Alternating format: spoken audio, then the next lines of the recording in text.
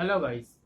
क्या आपको लगता है कि लाइफ में जो प्रॉब्लम है आपको बहुत है या बाकियों से ज़्यादा है? तो शायद ये स्टोरी आपके लिए है। एक बार एक लड़का था। उसके पिताजी नहीं थे।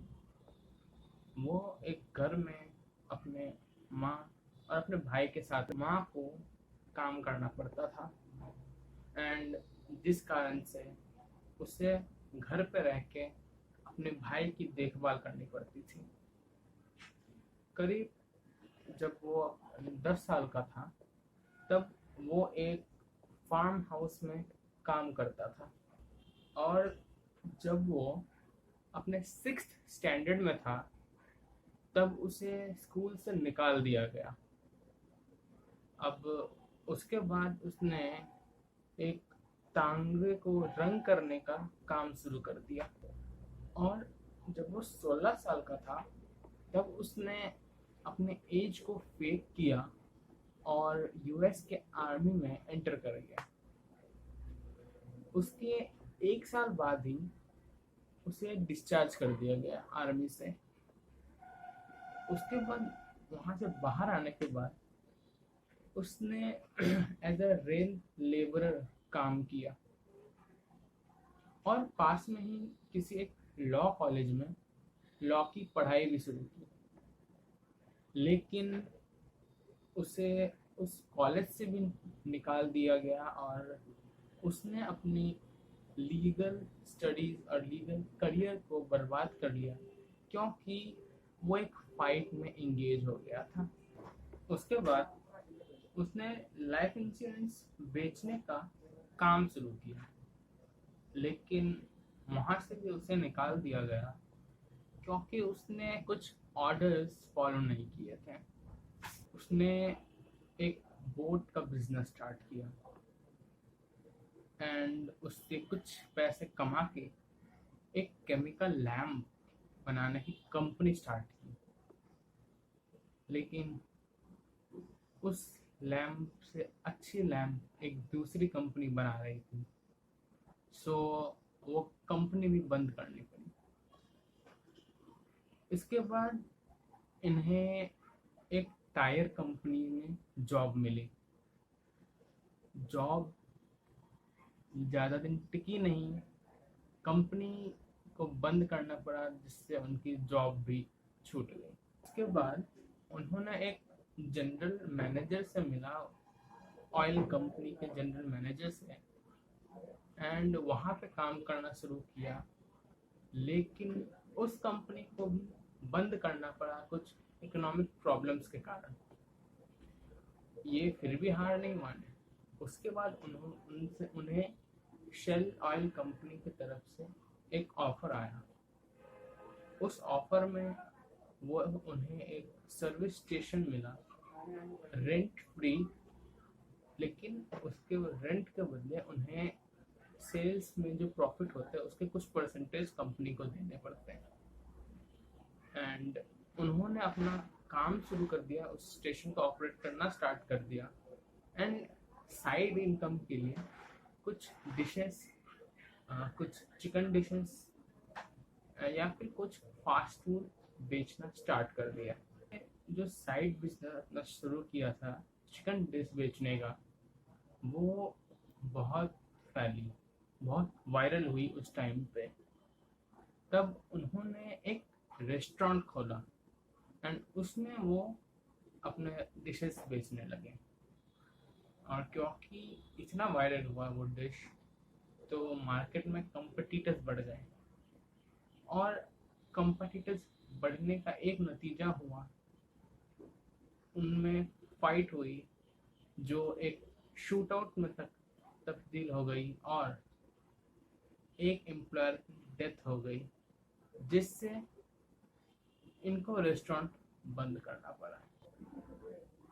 4 साल बाद उन्होंने अपना एक मॉडल स्टार्ट किया अपने रेस्टोरेंट के ठीक साइड में, ताकि कुछ बिजनेस थोड़ा ज़्यादा हो जाए। लेकिन किस्मत उनके साथ नहीं थी और उन्हें उनके इस रेस्टोरेंट और मोटेल दोनों में आग लग गई और वो धराशायी हो गई। बट ये लड़का बड़ा जिद्दी था, इसने हार नहीं मानी और इसने फिर शुरू किया एक मोटेल 140 सीट वाले रेस्टोरेंट के साथ। लेकिन उसे भी बंद करना पड़ा क्योंकि वर्ल्ड वॉर 2 स्टार्ट हो चुका था। वर्ल्ड वॉर 2 के बाद इन्होंने कुछ अलग किया और अपने रेसिपीज रेस्टोरेंट्स को बेचने लगे। इन्हें 1009 रिजेक्शंस मिला। हाँ, 1009 रिजेक्शंस।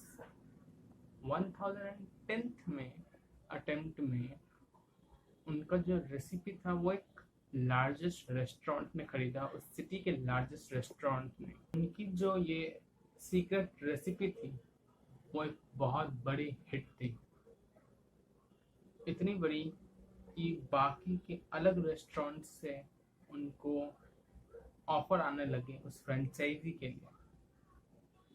केंटकी फ्राइड चिकन एक फ्रेंचाइजी बन चुका था उस दौरान, जिसपे होटल के शेफ ओनर्स उन्हें 0.4 सेंट देते थे पर चिकन पीस के लिए।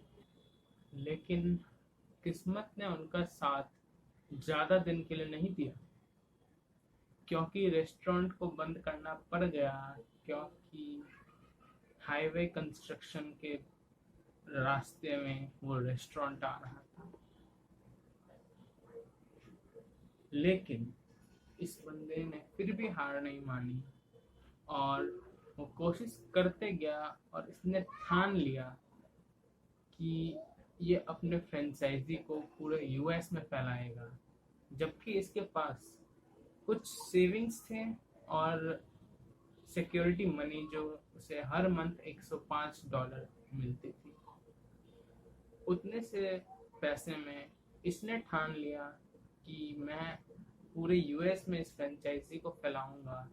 उसने काम शुरू किया, उसने एक और रेस्टोरेंट खोला और बाकी के शेफ्स के पास, बाकी के रेस्टोरेंट्स में जाता था, वो अपना स्पेशल चिकन बनाता था और जिन्हें पसंद आता था उनसे वो नेगोशिएट करता था, उनसे वो अपने हिस्सा लेता था जो भी उनका डिमांड था। रेस्टोरेंट खुला, हेडक्वार्टर्स खुले उनकी कंपनी का 1959 में, और इस बंदे का एज जब 75 था, KFC तब जस्ट स्टार्ट हुई थी।